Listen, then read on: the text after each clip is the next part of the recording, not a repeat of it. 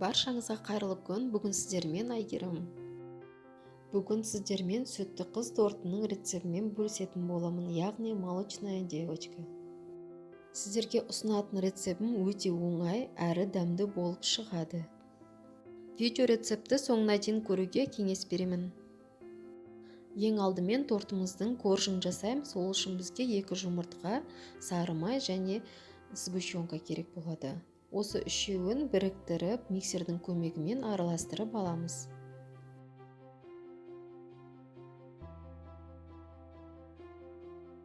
Біріккен массаның үстіне разрыхитель салып, тағы да араластырамыз.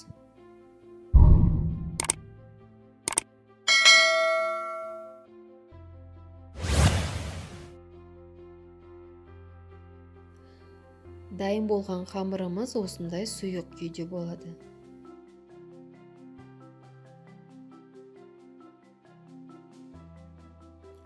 Мен алдын ала осылай пергамент қағазына 20 диаметрлік өлшемді сызып алдым. Бір ас қасықты толтырып, қамырымызды саламыз.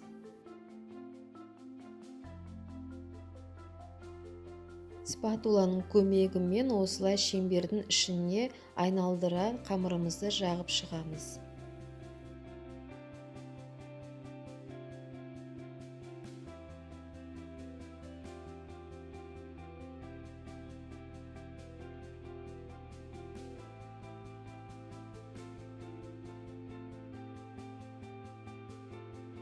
Видеода көрсетілгендей алдын ала осылай дайындап алғандарыңыз жөн, өйткені коржымыз өте жұқа, тез піседі.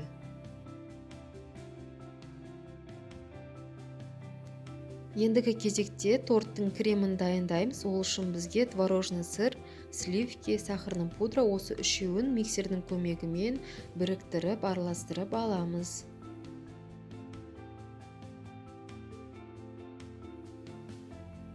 Енді тортымызды жинаймыз. Ол үшін бізге осындай кольцо керек.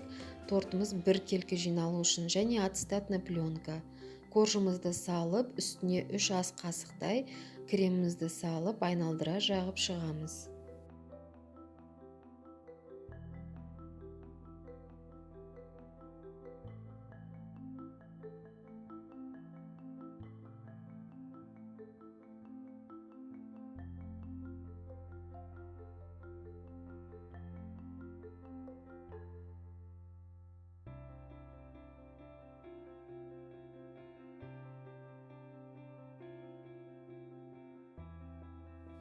Тортты жинап болған соң 30 минутқа холодильникке қойып қойыңыздар.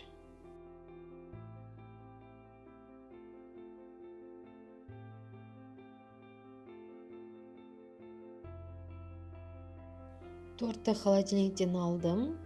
Осылай ацетатный пленкасын шешіп, пленкада жағылған кремдерді спатуланың көмегімен алып, торттың шеттеріне жағып шықсаңыздар болады.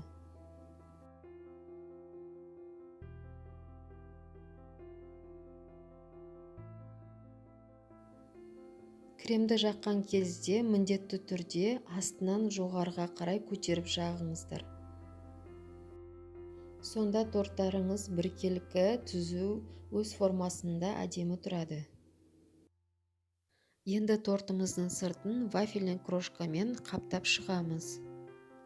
Видеода көрсетілгендей етіп жасап шығыңыздар.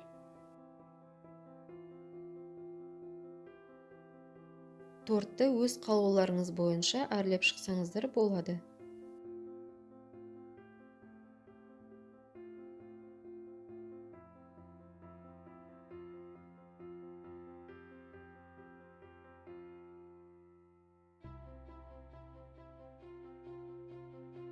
Міне тортымыз дайын болды. Дәмі өте керемет.